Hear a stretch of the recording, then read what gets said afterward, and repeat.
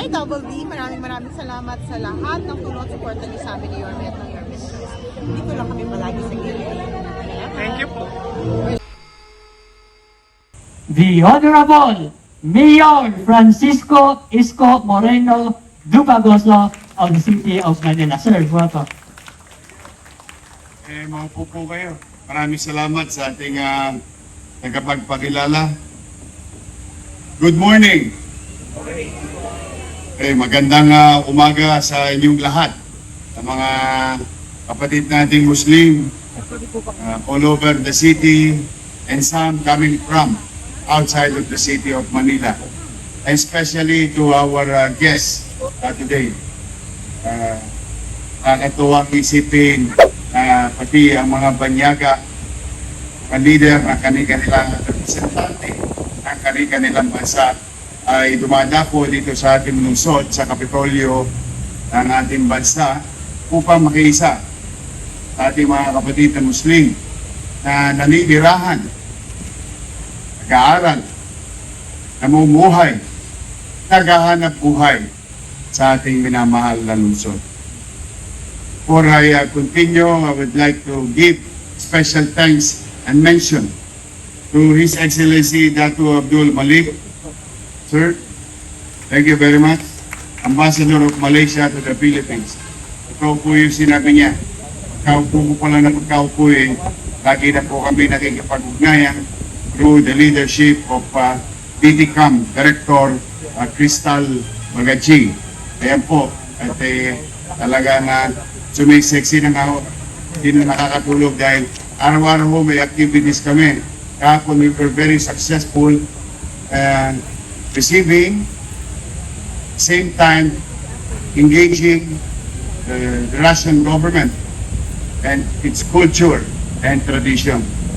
So today, for our Muslim brothers and sisters naman, on a special day in our celebration of this event.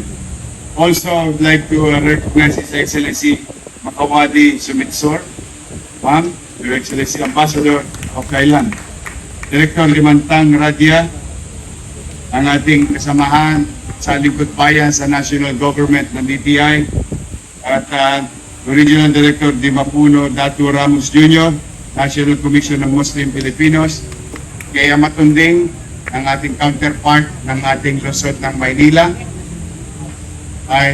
at mga barangay chairman, naghahanap buhay, mga distinguished guests, sa ating imam. Again, good morning. Kanina po marami nang nabanggit. Didiinan ko na lamang yung ilan sa nabanggit.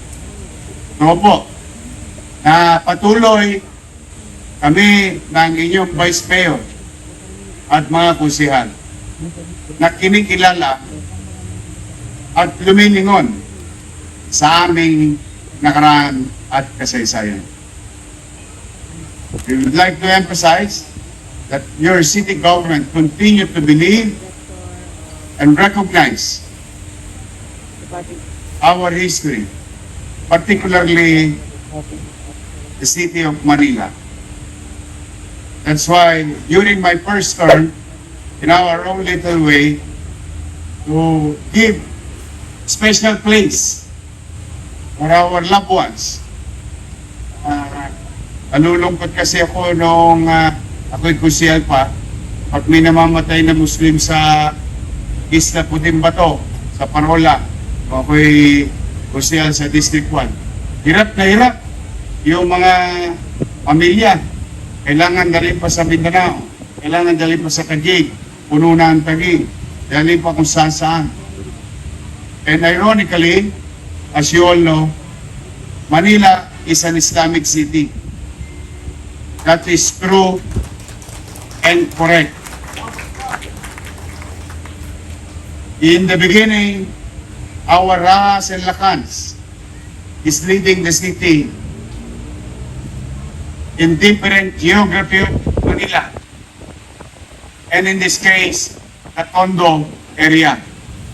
And as you go around Tondo, you will continue to be reminded of those ancestors of ours. Lacandula, Rahabago, those are the streets named after sa aming mga ninuno.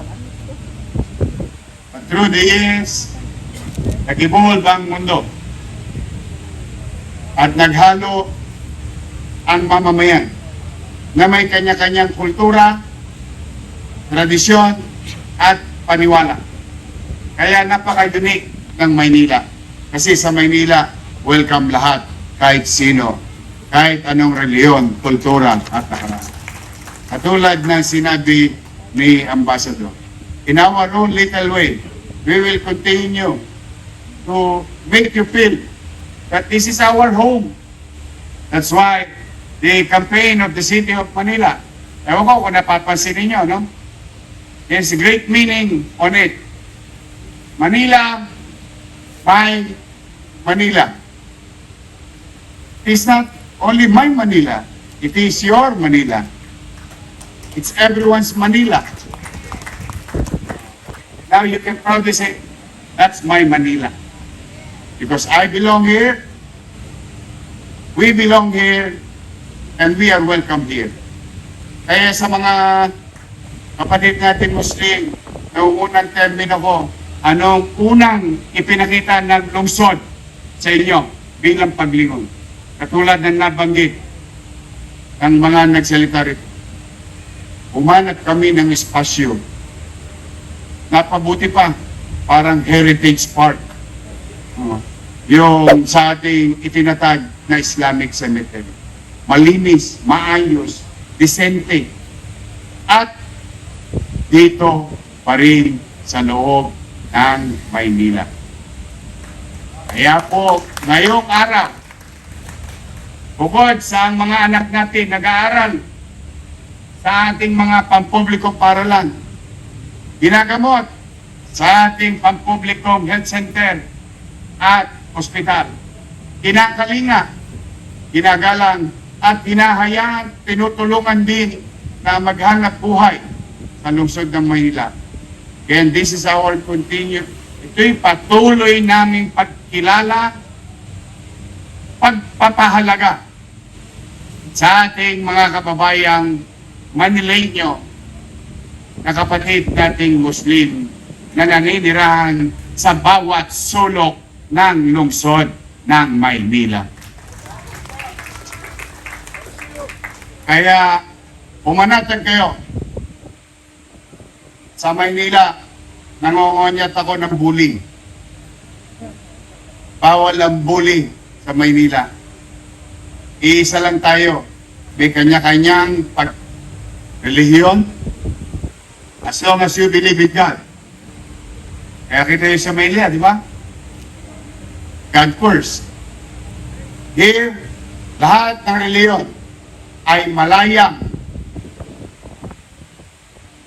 may papakita, malayang magagawa ang kanilang paniwala.